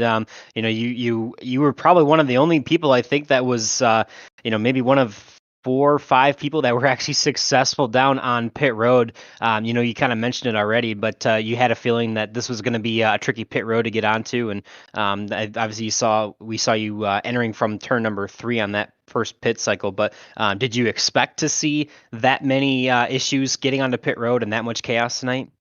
Yeah, well, we've seen it before, and we've also had races here where there's no issues. So it was kind of like 50-50, like expect that it could happen, but it may not. And what really is tricky here is that if you pit the way I did, yeah, it's safer, but you lose some time. And if you stay up on the track and slow down and then enter the pits, which is the preferred way, you're in the middle of the track in the preferred line, and the pack's going to have to move around you. And if you do it the way a few of these guys are trying tonight, which is pit from the track but also stay out of the way, they're braking, they're going over the white line, that change in banking, and the car just does not like that unless you are really ready for it and have a lot of weight jacker in it. And even then it can send the car. And that's what we saw happening, which is just part of the racing here. Las Vegas likes to make it difficult for us. Yeah, and that's exactly we saw you initially, like I said, make that big cut into 3. I mean, it seemed like it worked out all right. You were able to get lined up with Yari and kind of draft together again. We also saw later on AJ Musselman, apologies, do the exact same thing, enter the pits through turn 3, and then yeah, there's a few drivers that were able to make the turn 3 and 4 work. But I mean, when you got some of the best in the business with this league, kind of having that issue, it kind of just shows how difficult it was to make that pit road entry. Drivers were even talking about it when I was checking in during practice as well, about how difficult that pit road entry and exit was. So Yeah, I mean, it was like I said, it was definitely not an easy one tonight, but you did get the pole, got a bunch of laps led, and still find a way to bring it home in a great spot tonight as well. So I mean, let's say it's obviously looking good for initial start. We're kind of make the best of possibly a slightly bad situation tonight with the way things went. So obviously still 11 more races to go, but at the same time, this is probably one that you're kind of happy to come out with that top 5 finish. Yeah, absolutely. After last season, I'm just looking for consistency. I really wanted to keep my nose clean, and which we almost did. 9 out of 10 on that one. But yeah, each race I'm just gonna be looking for top 5s, top 3s, and of course grab those wins when we can, because they're hard to come by. It was a great job tonight. But before we let you go, Nick, definitely want to give you the opportunity for any thanks and shouts for that podium this evening. Yeah, thank you, everybody. Factor Back Motorsports, from CohenMoore.com, Motorsport.com, DeGroot Automotive, U-Haul and Detailing, Canvas Shoes, Cowboy Shed, everybody else that supports us. Looking forward to Dover. That should be another really interesting one. Yeah, for sure. Definitely going to be an interesting battle at Dover next weekend, but look forward to watching you this season as you try to, I believe, three-peat on the championship. So good run tonight. Way to capitalize and make it back up to the podium placings, and we'll see you next week. Yep, thank you, guys. All right, Boomer, that's left us one driver to chat with, and we're going to pull him on up next, and that is going to be our race winner, Jeff Heisong. Almost got the full sweep as well, getting 10 positions gained. Unfortunately, Dan Murray decided to one-up him and get that 11th spot gained as well. But, man, Jeff, I mean, obviously there's a lot to go through tonight for the strategy side of things, especially for you going from 11 to get to the front there in the end. I mean, obviously strategy was the big name of the game tonight. You got caught up in that first incident as well, but able to kind of recover and get back after it there, and then just able to work the numbers, work the fuel mileage, and get that track position. You need to nail the pit stop, of course, to kind of have control for that final stint to the end. But I mean, how much did you just have to kind of commit from almost lap 1 of the start or the restart to kind of to dedicate yourself to that strategy there? At the start of the race, I kind of just wanted to be one of the last ones to pit, just in case somebody looped it going to pit road or something like that happened. And it did happen, and I got caught up in it, so it didn't really work out that great. But yeah, when it came to pit stops, I wanted to be towards the last of the group pitting versus the first. So yeah, I got that damage in the first one, and then got track position, and I told myself I got to stay up here. Yeah, that was definitely a fair amount of chaos tonight for sure. But after that last restart, you were able to hold them off on the bottom there. I guess, did you have any worries after you kind of cycled out to the lead at the end for that last stint? Did you have any worries about anyone getting around you either on the inside or the outside? It would have had to been a mighty run on the outside, but I wasn't too worried about it. Dan was fast and Nick was fast. If they got the right momentum, maybe, but I just think the bottom was too strong tonight. Yeah, I mean, it definitely showed the bottom it looked like it was going to be tough to make anything happen down there. I mean, we saw a few attempts of it. Obviously, that last restart, we saw Dan make a pretty big move on Eeyore. He got close, but it looked like the momentum was still going to shift your way there. But, I mean, and was that something that you were able to kind of plan on and anticipate over the course of either practice or some point during the race? Because, like I said, you really didn't have that clean air, that track position till the very end after the final pit stop. So, I mean, how do you go about during practice to kind of figure out, okay, can I make the outside work? Is it going to be kind of just protect the inside? Like where does the strategy come into play on kind of how do you test that and make sure you kind of know where you need to position your car throughout the race? So the first stint, I was kind of paying attention to what was going on up front and the craziness, and I just noticed that the outside line could never get past about second or third place on the outside. So I was kind of just telling myself, all right, track position's key, and once you get a chance, you got to get up front. So yeah, I just nailed that pit stop and got lucky, I guess. Nah, I wouldn't go too much on the luck side of things. I mean, obviously there's a little bit of luck into it, but I mean, like you said, you had to put yourself in a good spot to take advantage of the pit stop. Like you said, the strategies and all that, and then and as much as we like to think, yeah, you just kind of point and shoot at the end. I mean, you got to make sure you don't give up that inside line. I mean, we saw a few times Craig was trying to get from 2 down to 1 down, and he was making life real difficult for that 51 of Jim Brooks, because a few times it opened up just for a split second. We thought Craig might try to steal it. So, I mean, I'm sure you're watching your mirror as much as you're looking forward there at the end. But, I mean, still overall, I mean, obviously a great way to kick off the season, get in the win here tonight. And then, yeah, I mean, obviously the way you want to start things off. So, I mean, definitely want to give you the floor here. Any thanks and shouts I'd like to give for that win tonight? Shout out to everybody that finished, Dan, Nick, all the guys. That was great racing. I mean, we were racing close and hard all 125 laps. I mean, what did we have? 2 yellows maybe. So, I mean, that was fun. And then, yeah, shout out to the family. Love you guys. Thanks for letting me do this. And then just everybody in the league. We had a good, solid race this week. And then I just look forward to the season.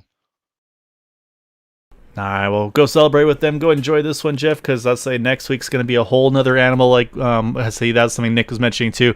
I say the high banks of Dover Speedway. That's going to be an interesting one, I think, for sure.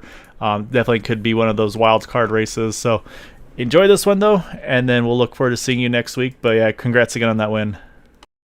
Thanks, guys. You have a good night.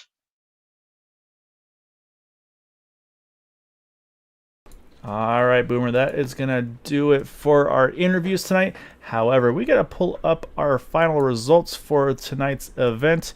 As I say, we've obviously got to talk to our top 3, kind of get a rough overview of where everybody finished, but let's get our formal results here. As you see, again, under yellow finishing tonight, but Jeff Heison getting the win over Dan Morera and Nick DeGroot. And then Eric Peterson, Luis Gonzalez, top 5s. Jim Brooks was able to bounce back to the 6, but again, I'm sure that's going to be a kind of what could have been for him. Joseph Morales gets from 2 down back to the top 10 into 7th. On the lead lap, Jim Herrick, unfortunately, the unfortunate victim of that last wreck there, not able to get back to pit road and stay on the lead lap, falls 2 down to 8th. And then Dylan McIntosh, CJ Holloman sticking it out to the end there, finishing in 9th and 10th. And unfortunately, the drivers with early retirements this evening, Brad Ringer, Justin Carey, AJ Musselman, Yari Brupacher, Matt Wagner, Christian Alessio, Craig Forsyth, and then Joseph Grijalva Jr. with the internet connectivities dropped him out early. And then Gary Corley in early retirements as well. And I think probably hardware, something issues because he kind of just pulled off and exited early there. So good car count though tonight, Boomer. 19 cars took part of it. Obviously attrition, a big one though this evening as well. But yeah, this was an exciting one to kick things off, and yeah, next week's going to be, I think, even more wild and probably a crazier, I guess you could say, Daytona Talladega with these drivers at that 1 mile at Dover. Yeah, for sure. If you thought Vegas was difficult to get onto pit road, oh boy, next week is gonna be crazy. But yeah, I'm kind of excited for it. Dover's gonna be a little bit different here in the DarkHorse Area 51's IndyCar series. So I would definitely make sure you tune in next week. It's going to be quite an adventure, I guarantee. If Vegas didn't have enough action for you, I'm sure Dover will have just as much, if not more. But should be a lot of fun. And after that, we'll get back to Pocono, one of the, like you mentioned earlier, Gael, one of the bread and butter tracks for IndyCars. So an exciting battle there too. But yeah, back in the swing of the season, and should be a good one so far. If the first race of the season was any indication of how the rest of the season is going to go, it's going to be a fun battle for sure. Yeah, definitely looking forward to see what these guys have the rest of the way, because exactly right. This is going to be a lot of fun to see how it's all going to shake out. And as I say, again, a great start off to the season. Going to be a little bit, of course, always a little bit of growing pains here and there, but as I like what I'm seeing so far. I'm sure there's going to be a lot of kind of adjustments and growing from there, but yeah, it's going to be fun to see. So that's going to be it for us tonight here at Green White Checker TV. So Boomer, as always, appreciate you being a part of this with me. We will be back on Thursday night for the Super Speedway Truck Series season opener. I'll be over there, I believe, probably with Maxwell Caldwell or Chris Django Matthews helping me out over there. So it's going to be a lot of fun. And definitely stay tuned, because we're going to be giving Maxwell the controls here soon. He's going to be able to start running these broadcasts. So he's going to get his feet wet like we were able to get you going, Boomer, last season. So just adding the talent to the level over here at Green White Checker TV. It's been so much fun to see. But yeah, so definitely appreciate everybody that watches and supports us. And Boomer, thank you again, sir. And we will be chatting soon. And everybody watching, thank you all so much for watching, supporting us. Take care, stay safe, and we'll see you all on Thursday.